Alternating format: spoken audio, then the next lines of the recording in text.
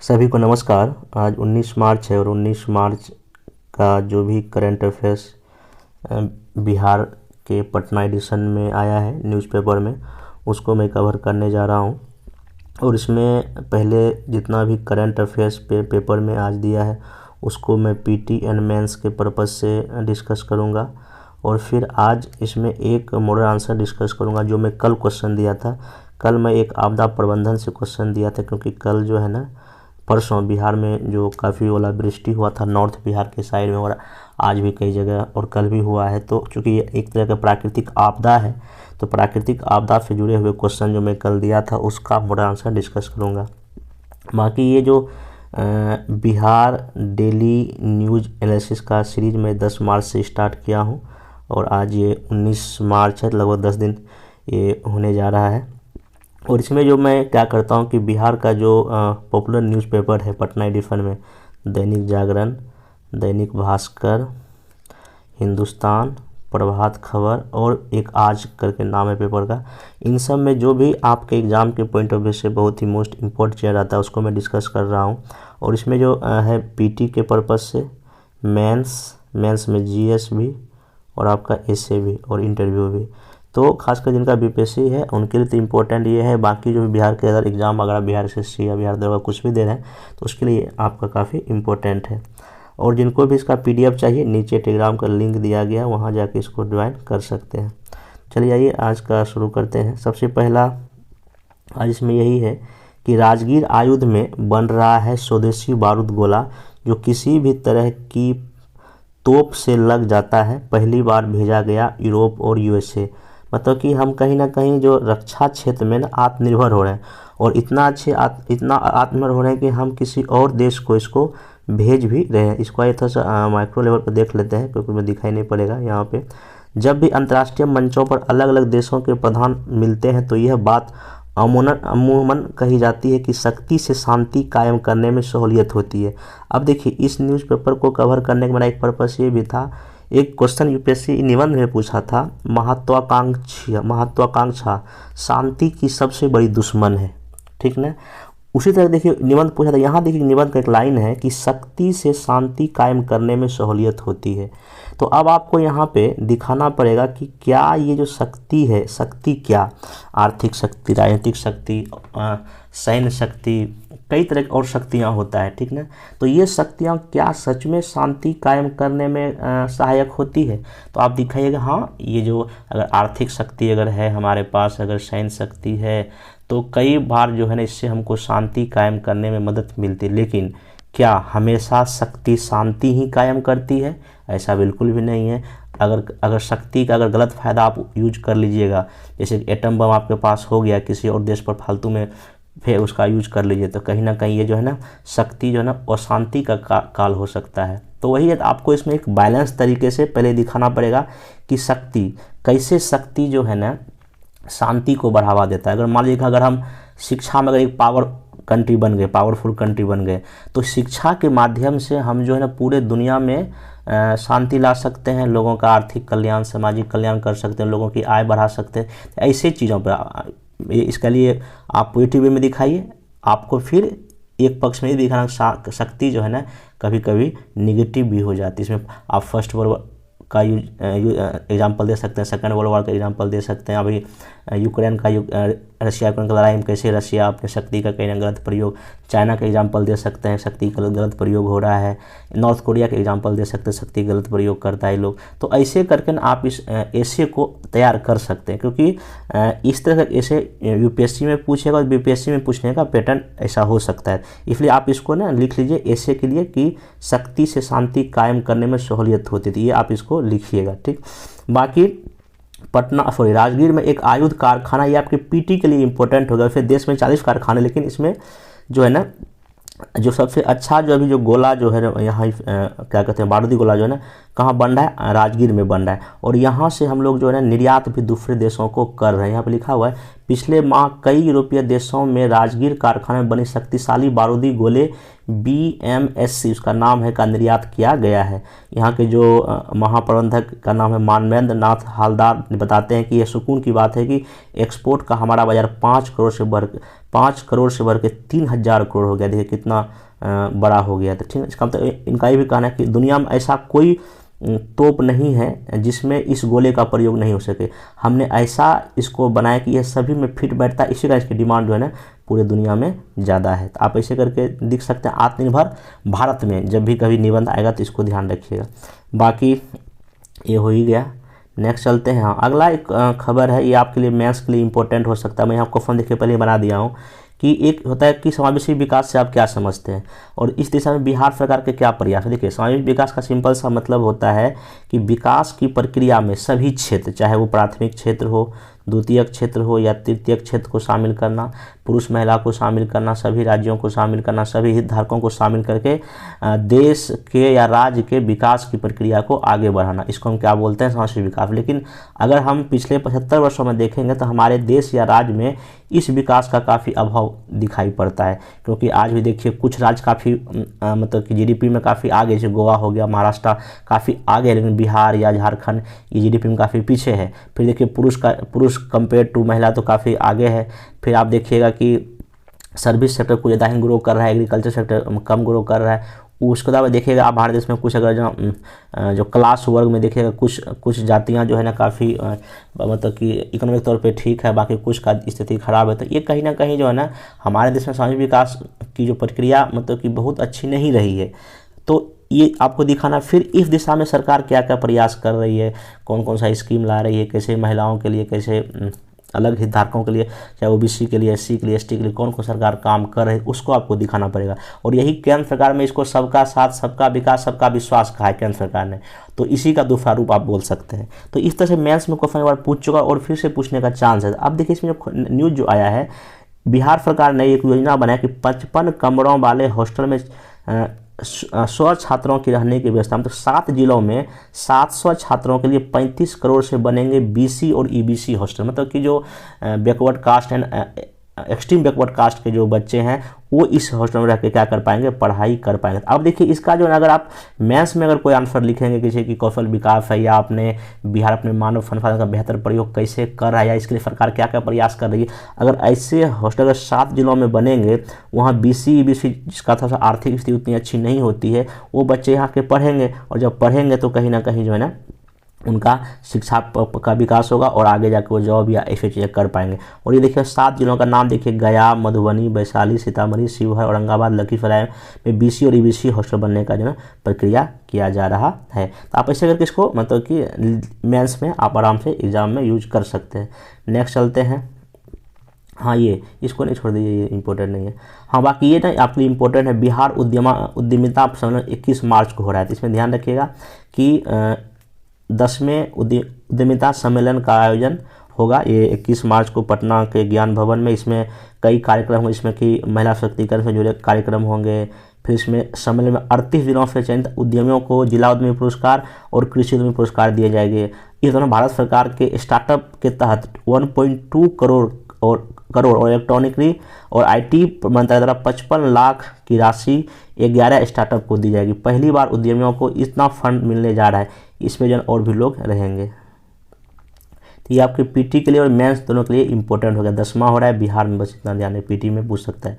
Then देखिए यहाँ पे अभी चूँकि बिहार दिवस मनाया जाएगा 22 मार्च को, तो इसमें देखिए बिहार दिवस 2023 के अवसर पर कला, संस्कृति और युवा मंत्रालय कुछ कार्यक्रम मतलब कि करने जा रही है। तो अभी देखिए इसमें हमको मेरे काम के लायक क्या चीज़ है, यहाँ पे एक है कि मैं बिहार हूँ। मैं ये क्योंकि ये आपका ऐसे के लिए तैयार कीजिए इसको, मैं बिहार हूँ, क्योंकि आज बिहारी को लेके 1-2 और चीज़ें न्यूज़ में आया है। जो संजय करोल जो सुप्रीम कोर्ट के जो जज जो बने हैं उनके द्वारा भी कुछ बातें कहा गया, मैं आगे इसको बताऊंगा। तो मैं बिहार हूँ, ये आपका ऐसे इसको तैयार करना है, बाकी ये सब चीज़ आपके लिए उतना इंपॉर्टेंट नहीं है। नेक्स्ट चलते हैं। हाँ, यही देखिए सुप्रीम कोर्ट के जज न्यायमूर्ति संजय करोल ने कहा, मैं बिहारी लग रहा है, घर लौट कर आया हूँ। अब इनका मैं पढ़ाता हूँ, मतलब इन्होंने जो कहा है उनको मैं पढ़ के सुनाता हूँ। सुप्रीम कोर्ट के न्यायाधीश अभी कुछ दिन पहले ही बने हैं, ठीक ना। Supreme court Patna high court के पहले जज थे, सुप्रीम कोर्ट के न्यायाधीश न्यायमूर्ति संजय करोल ने कहा है कि सुप्रीम कोर्ट में 32 जज हैं, लेकिन आवाज़ बुलंद बिहार की है। उन्होंने कहा कि ऐसा लगता है कि घर छोड़कर गया था और घर में लौटकर बिहार आए हैं। गर्व से कहता हूं मैं बिहारी हूं, बिहार का हूं। अब देखिए, क्योंकि कई बार अतुल सर भी बोल चुके इस तरह के ऐसे आ सकता है, तो मैं बिहारी हूँ, बिहार का हूँ, आप ये ऐसे अच्छे से तैयार करके जाइए। इसमें इसके हर एक एंगल देखिए, मैं बिहारी हूँ, बिहार का हूँ, इसमें आपको पहले क्या करना पड़ेगा, एक अच्छा सा कोई मतलब कि भूमिका सोचना पड़ेगा करंट सिनेरियो को जोड़ते हुए। मैं कल एक कोटेशन बताया था, न्यूज़पेपर में आया था, उसका यूज करके उसके बाद आप एंशियंट काल से लेकर प्राचीन काल में जो सामाजिक, आर्थिक, राजनीतिक हमारी उपलब्धि थी उसको दिखाते, फिर मध्यकाल दिखाते हुए, फिर आधुनिक स्वतंत्रता आंदोलन में क्या रहा था, फिर आज़ादी के बाद बिहार की क्या भूमिका आर्थिक समाजवाद में दिखाते हुए, और वर्तमान में जिसे अभी जो जिस तक सिनेरियो चल रहा है 2000 के बाद का, उसमें दिखाए, और मानव संसाधन जो हमारे बिहार की है उसको दिखाते हुए आप इस आंसर को मतलब कि लिखेंगे। और इसमें कुछ आप उपलब्धियाँ दिखाएंगे, फिर इसमें दिखाएंगे कहाँ बिहार में क्या समस्या है, चाहे पलायन को दिखाइए, बाढ़ सूखे को दिखाइए, जातिवाद दिखाइए। तो हमें बिहारी होने पर गर्व कभी कभी क्यों नहीं होता है, क्योंकि ऐसी कई सारी समस्या हैं जो हमको बिहारी गर्व होने में महसूस नहीं कराता। आप ये बात लिखिए, फिर आप वे टू फॉरवर्ड आगे की राह के दिखाते हो, तब आप इस निबंध को कंप्लीट करेंगे। काफ़ी अच्छा निबंध बन सकता है। हालांकि मैं ऐसे सारे निबंध का मोर आंसर दूंगा, लेकिन इसको आप लोग अपने लेवल देखिए, निबंध में जब तक आप नहीं लिखे तब तक नहीं होगा, लिखना ही पड़ेगा। आगे देखिए, ये कहते हैं कि पटना हाईकोर्ट के मुख्य न्यायाधीश के रूप में बिहार में जहाँ भी गया वहाँ वकीलों के स्नेह और सम्मान मिला, ये सब ठीक है।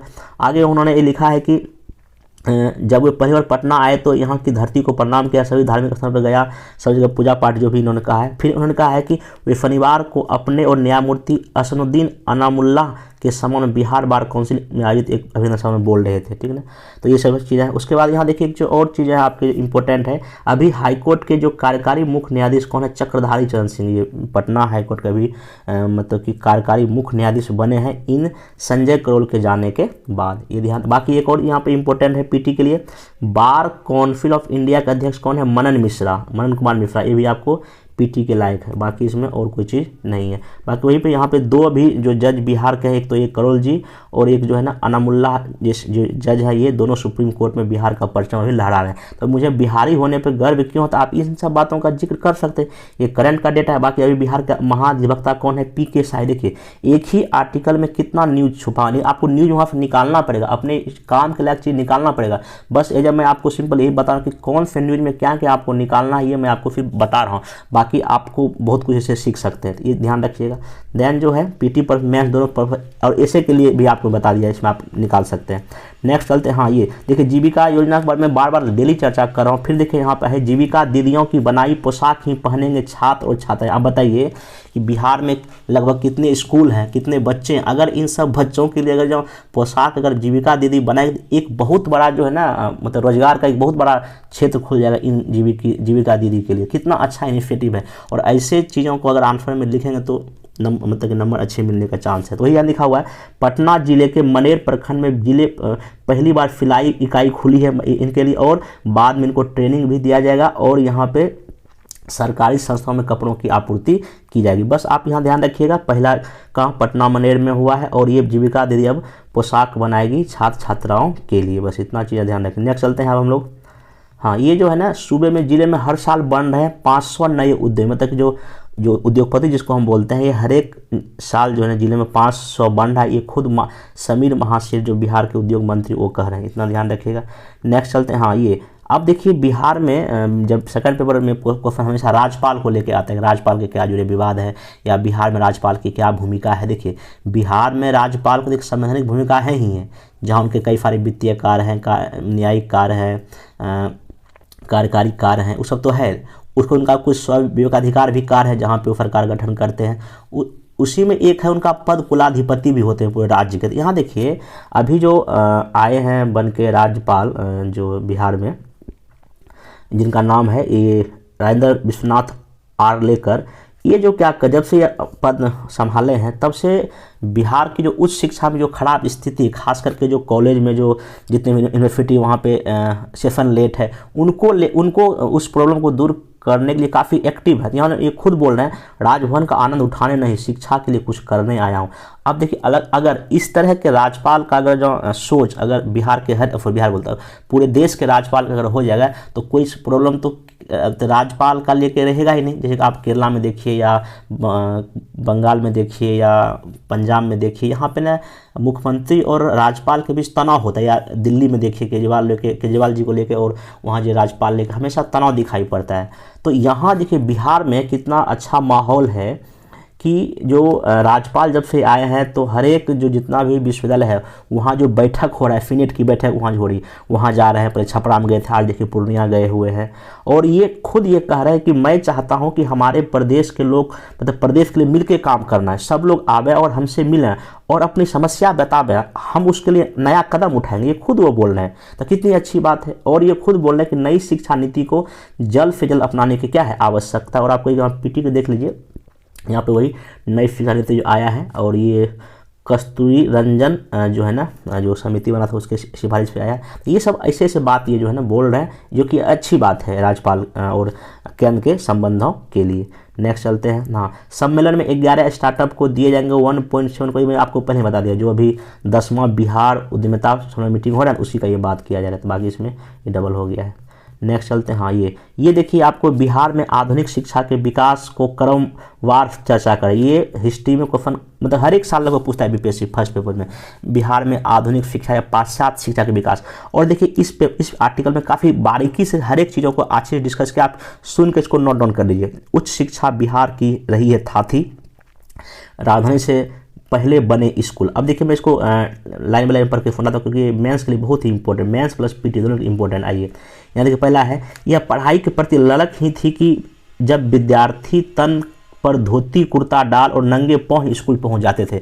ये मतलब कि अंग्रेजों के समय की बात हो रही है। बंगाल से बिहार अलग प्रांत 1912 में 22 मार्च को हुआ था। इससे पहले पटना कॉलेजिएट स्कूल की स्थापना 1935 में हो गई थी।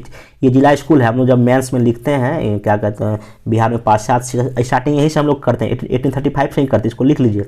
फिर बिहार प्रदेश का गठन होने के पहले प्रदेश में 16 जिला स्कूल था। 1920 में 103 हो गया, 1930 में 172 हो गया और 1935 आते आते हाई स्कूल की संख्या जो है ना 172 और आज़ादी के समय 337 था। समझिए कि कितना।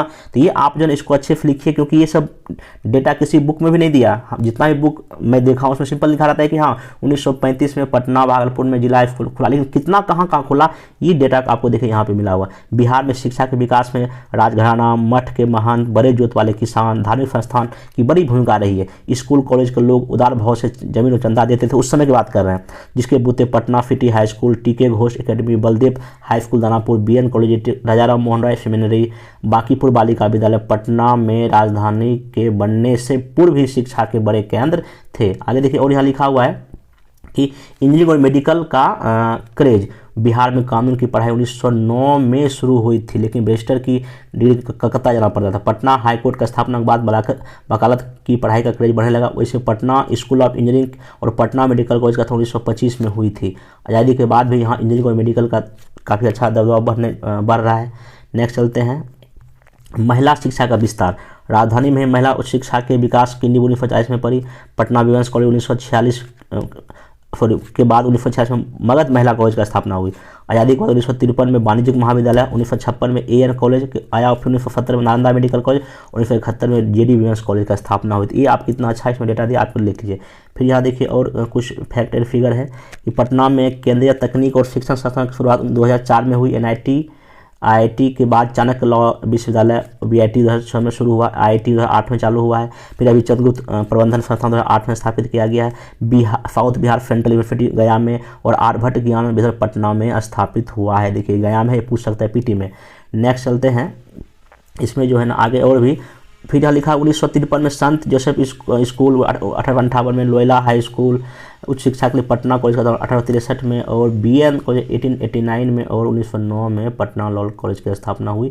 सब उच्च शिक्षा की बात करें। आगे देखिए और है शिक्षा संस्थानों में राजनीतिक उदय। अब यहाँ देखिए क्या लिखा, 1967 के आसपास शिक्षा संस्थानों में राजनीतिक उदय होने लगा था। आपातकाल के पहले जो जिला परिषद और नगर निगम के माध्यम शिक्षा व्यवस्था थी, बिहार के मुख्यमंत्री रहे महामाया प्रसाद सिन्हा ने छात्रों को राजनीति में आने के लिए प्रेरित किया। संपूर्ण क्रांति युग आया तो जेपी ने 1 साल के लिए कॉलेज छोड़ने का आह्वान कर दिया। 1977 में तत्कालीन मुख्यमंत्री कर्पूरी ठाकुर जब मैट्रिक परीक्षा में अंग्रेजी को अनिवार्यता समाप्त की तो छात्रों का दिल जीत लिया। मुख्यमंत्री रहे डॉक्टर जगन्नाथ मिश्रा ने तो कुर्सी संभालते हैं एक साथ 3000 हाई स्कूल और 5300 मध्य माध्यमिक का सरलीकरण कर दिया। अब देखिए, आज़ादी के बाद अगर बिहार में शिक्षा का विकास होगा, इससे बेहतर कंटेंट कहाँ आपको मिल सकता है। इसको लिख लीजिए मेंस और पीटी दोनों के लिए। नेक्स्ट चलते हैं। हाँ, ये SC ST अभी 67 में क्वेश्चन SC ST को लेकर मेंस में पूछ चुका है, इसलिए मैं इसको खबर को लाया हूँ। यहाँ देखिए लिखा SC ST एक्ट के 48,000 कांड जो है लंबित हैं, मतलब कि कहीं ना कहीं जो है ना, जहाँ तक हम बात करते हैं सोशल जस्टिस की, उसको हम पूरा नहीं कर पा रहे। तो मैं फैक्ट एंड फिगर पढ़ के सुना देता हूँ। राज्य में वर्ष जनवरी तक SC और ST के एक्ट के तहत 48,336 कांड लंबित थे। इनमें से 865 कांड का चयन स्पीडी ट्रायल के लिए किया गया है। जनवरी में 18 कांडों की सुनवाई हुई, जबकि 116 कांडों की रिहाई हुई। नवादा, सासाराम, मोतिहारी, बक्सर में वर्ष 2022 में एक भी सजा नहीं सुनाई गई। मतलब कहने का मतलब ये है कि SC इस एक्ट के तहत जो भी FIR दर्ज या कुछ भी होता है वहाँ पे ना जल्दी कार्रवाई नहीं हो रहा है, जिससे कहीं ना कहीं सोशल जस्टिस का जो है प्रॉब्लम खड़ा हो सकता है। आप ये मेंस में कहीं ना कहीं यूज कर सकते हैं। नेक्स्ट, हाँ, ये पश्चिमी कोसी नहर परियोजना के कार्य अभी चल रहा है। इसमें अगर कहा है जो संजय झा जो जल संसाधन मंत्री का कहना है, अगर कोई भी लापरवाही बरतने वाले को ना उसको ब्लैक लिस्टेड किया जाएगा, ये इनका कहना है। अब देखिए, अभी बिहार में भी 2 जो तत्काल जो है ना, इसको बोलते हैं नदी घाटी परियोजना, मल्टीपर्पज प्रोजेक्ट भी बोलते हैं। अभी इनका कहना है कि 2 जगह, एक तो पश्चिमी कोसी नहर परियोजना चल रहा है और एक कमला नदी पर जयनगर में अत्याधुनिक बैराज का निर्माण का ये सर्वे करने गए थे। उन्होंने निर्देश दिया कि पश्चिमी कोसी नहर परियोजना के अंतर्गत हर नहर प्रणाली में जहाँ जहाँ भी गैप बचा उस कार्य को तेज पूरा किया। कार्य में तेजी लाने के लिए उन्होंने आवश्यक निर्देश दिए। और ऑब्वियस सी बात है, अगर जब इस तरह का काम नहीं होगा तो बाढ़ में काफ़ी दिक्कत हो जाएगा। आगे इन्होंने जो है ना फिर इसमें देखिए कमला यहाँ पे कमला बैराज योजना राज्य का सरकार के बहुत महत्वाकांक्षी योजना में शुमार है। करीब 405 करोड़ रुपये का प्राकृतिक राशि से निर्मित होने वाली जन सरकार से जुड़ी इस योजना से मिथिला के बड़े क्षेत्र में कमला नदी की बाढ़ से सुरक्षा के साथ साथ सिंचाई सुविधा मिलेगी। उन्होंने बैराज निर्माण कार्य को सर्वोच्च प्राथमिकता देते हुए समय पर पूरा करने का निर्देश दिया है, ये कहा गया। बाकी इसमें मधुबनी जिला अंतर्गत जयनगर स्थित कमला बियर के बैराज में परिवर्तन है तो भूअर्जन, विद्युत पोल ट्रांसफर, अतिक्रमण मॉडल टेस्ट का अपडेट इन्होंने लेने का जो है ना काम किया। उसके बाद इन्होंने ये और कहा है कि पश्चिमी कोसी नहर परियोजना की समीक्षा के उपरांत संजय ने बताया कि इस महत्वाकांक्षी परियोजना का कार्य पूरे होने पर मधुबनी और दरभंगा जिले में कुल इतना हेक्टेयर जो है ना सिंचाई होगी। इसमें से 2 लाख हेक्टेयर क्षेत्र सिंचित क्षमता पूर्व में सृजित की गई थी, जिनमें इसमें डेटा दिया हो, इसको देख सकते हैं। ठीक है, मतलब कहने का मतलब ये है कि इन दोनों परियोजना आप ध्यान में रखिए और इन दोनों परियोजना से कहीं ना कहीं नॉर्थ बिहार में जो बाढ़ की जो समस्या है उससे हम काफ़ी हद तक जो है ना समस्या का समाधान हम कर सकते हैं। ठीक है, यहाँ पर और भी डेटा दिया होगा कितना कितना कहाँ प्रखंड इससे लाभान्वित होगा, इसको डेटा एक बार इसमें देख लीजिएगा।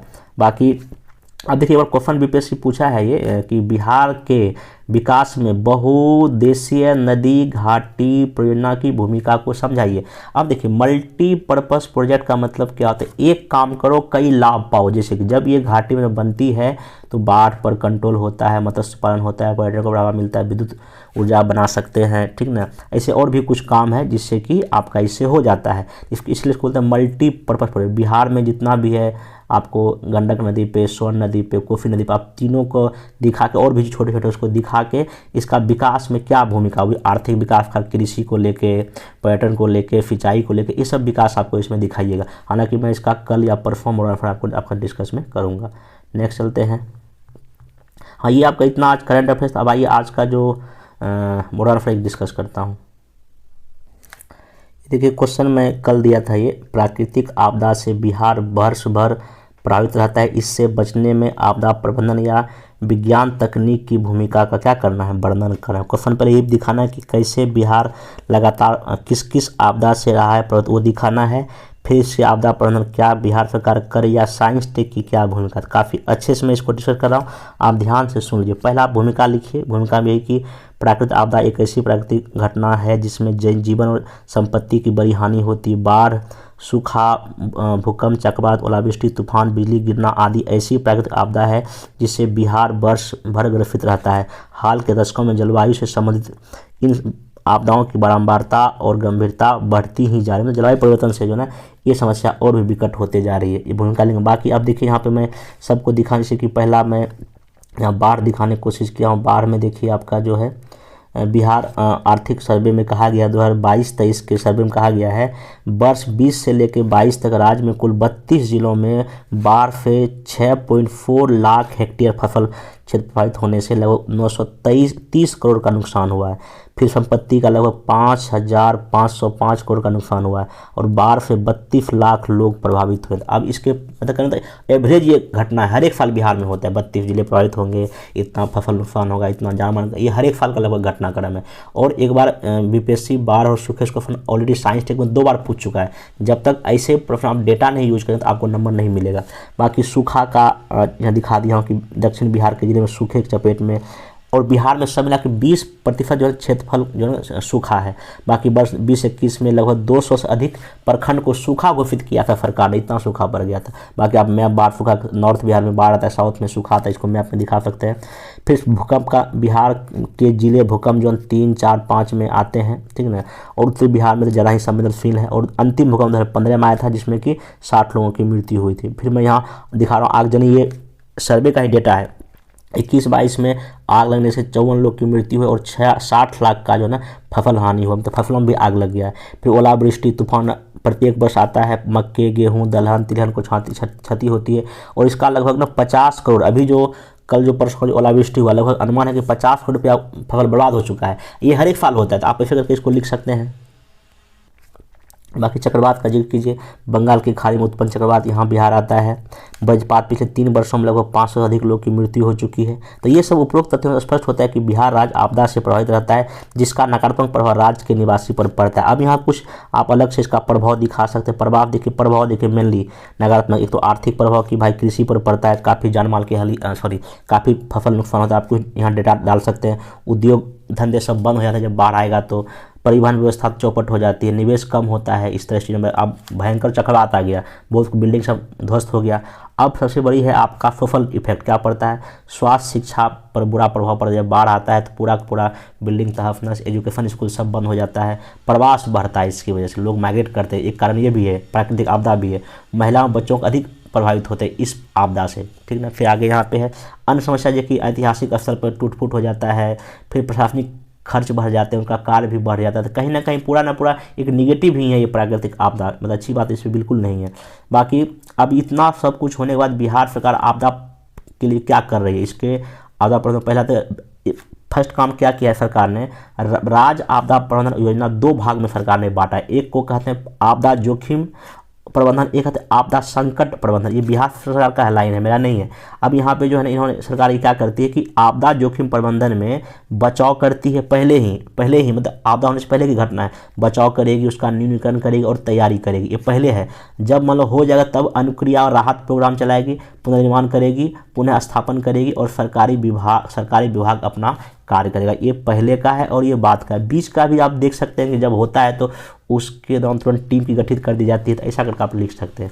अब यहाँ पर देखिए स्टेप बाय स्टेप सबको बताएं। पहला सरकार ने स्टेप क्या लिया बिहार सरकार ने कि आपका जो है ये कुशल आपदा प्रबंधन के लिए सेंडाई फ्रेमवर्क एग्रीमेंट 2015 और 30 का पालन करते हुए 15 वर्षीय आपदा जोखिम न्यूनीकरण रोडमैप अपनाने वाला बिहार देश का पहला राज्य है, ये लिखिए।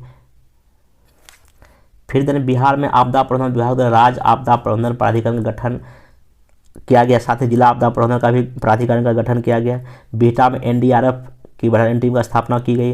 राज्य अनुक्रिया बल जो बल होती है, जो रिस्पांस टीम जो होती है, वो मोटर बोट लाइफ उसको जैकेट दिया गया है, गोताखोरी उपकरण दिया गया है, ठीक।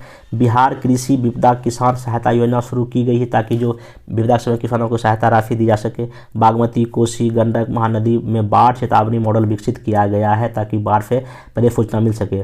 फिर 21-22 में आपदा प्रबंधन पर लगभग 3232 करोड़ रुपया खर्च किया गया। फिर 22-23 में ना 943 करोड़ खर्च किया गया। ये सर्वे का डेटा है, ऐसे लेटेस्ट डेटा लिखने पे नंबर मिलता है। बाकी राहत शिविर और सामाजिक रसोई घर चलता है जब बाढ़ सूखा आ जाता है। अनुकृपा भुगतान के तहत अभी तक 6000 रुपया प्रति जो है ना परिवार बाढ़ के समय दिया जाता है बिहार के लोगों को। बाकी कृषि लागत अनुदान भी दिया जाता है अगर कहीं कुछ हो गया तो कृषि को लेके। ये सब जो है कहीं ना कहीं बिहार सरकार का भूमिका है। अब सबसे बड़ा क्वेश्चन है कि अलग से क्वेश्चन पूछ सकता है कि साइंस टेक की क्या भूमिका है, विज्ञान और तकनीक की क्या भूमिका। देखिए मैं इसको काफ़ी अलग अलग डायमेंशंस आपको डिस्कस कर देता हूँ, आप इसको और बड़ा कर लीजिएगा। देखिए क्वेश्चन यहाँ इसमें इस डिस्कशन में दो, एक तो बिहार में प्राकृतिक आपदा क्या है और आपदा प्रबंधन का क्या भूमिका, वो हो गया। अब अलग से क्वेश्चन पूछेगा कि बिहार हर एक साल जो है बाढ़ सूखे से प्रभावित रहता है, इसमें साइंस टेक की क्या भूमिका है। तो जो मैं अभी आपको पहले बताया कौन कौन सा प्राकृतिक आपदा आता है उसको जुट कीजिए, तब आप साइंस टेक में लिखिएगा। पहला देखिए, पहला होता है अंतरिक्ष विज्ञान की भूमिका क्या कहा होता है। पहला इसमें ये मौसम पूर्वानुमान बता देगा हमको सैटेलाइट के जरिए, IRS या इनफेट प्रणाली हमारी जो इसरो करती है उसके द्वारा हम जो है मौसम को पहले ही पता कर सकते क्या होने वाला क्या नहीं होने वाला। दूसरा, जब आपदा आ गया उस समय भी हम इमेज से कई चीज़ों को जान सकते हैं। फिर आकलन करने में कितना नुकसान हुआ ये पता कर सकता है सैटेलाइट हमारा। फिर राहत बचाव में, और जो इंडियन रिमोट सैटेलाइट है और जो इनसेट प्रणाली, इसके जरिए जो है ना हम बहुत जो है ना आपदा पे कंट्रोल कर सकते हैं। ये आपको अलग अलग डायमेंशन ब्रेक करके विथ एग्जांपल भी लिख सकते हैं, कोई दिक्कत नहीं है। फिर नेक्स्ट, संचार विज्ञान का क्या यूज करेंगे। सूचना प्रसारण में, टीवी में, रेडियो में, इंटरनेट के जरिए हम जो आपदा आती है उसके बारे में लोगों को बता सकते हैं। फिर बायोटेक में क्या है, जैसे कि जहाँ बाढ़ है या सूखा है, सूखे की जगह हमने जेनेटिकली मॉडिफाइड फसल उगा लेंगे, या बाढ़ जहाँ आएगा वहाँ जल कृषि कर लेंगे, और हम कोशिश करेंगे कि प्रोटीन युक्त फसल उगावें ताकि प्रोटीन की कमी इन क्षेत्रों में जब बाढ़ सूखा ना हो, ऐसे काम कर सकते हैं। फिर यहाँ पे चिकित्सा विज्ञान का क्या प्रयोग है, यूज है। तो चिकित्सा विज्ञान के जरिए जो है ना दवाई, कीट, रासायनिक छिड़काव हम लोग कर सकते हैं। बताइए कि मैं क्या क्या साइंस टेक को अलग अलग डायमेंशन में ब्रेक किया हूँ, यही सबसे बेस्ट नंबर लाने का तरीका है, ठीक ना। दूसरा देखिए और मैं डायमेंशन ब्रेक कर दिया हूँ, कंप्यूटर विज्ञान का आर्टिफिशियल इंटेलिजेंस का प्रयोग करके हम बाढ़ का अनुमान लगा सकते हैं या और भी चीज़ें कर सकते हैं। रोबोट का यूज़ कर सकते हैं, फिर इंटरनेट ऑफ थिंग्स का यूज़ कर सकते हैं, ड्रोन का यूज़ कर सकते हैं आपदा के समय। अब इलेक्ट्रॉनिक या विद्युत का, जैसे कि बोट का निर्माण नाव का कर सकते हैं। फरोजा प्लेट जहाँ बाढ़ आ गया मान लीजिए वहाँ पे हम फरोजा प्लेट लगा सकते हैं एनर्जी के लिए। तो ये सब ने आप कई सारे एंगल से साइंस टेक की भूमिका को आपदा प्रबंधन में दिखा सकते हैं, जिससे आपका आंसर बहुत ही अच्छा होगा। बाकी अंतिम वही निष्कर्ष लिख के कि हाँ बिहार सरकार जो है ना आपदा प्रबंधन के लिए कई तरह के कार्य कर रही है, और इसमें अब सरकार को साइंस टेक का प्रयोग करके इसको और बेहतर करने की आवश्यकता है ताकि जान माल की कम से कम हानि हो सके, ठीक है। ऐसा आप आंसर को ख़त्म कर सकते हैं। तो ये जो है ना आपका बोनस हो गया। बाकी कल के जो भी कल करंट कल देखेंगे, कल भी एक दो मॉडल हम डिस्कस करेंगे। तो अब मिलते हैं नेक्स्ट वीडियो में। Thank you.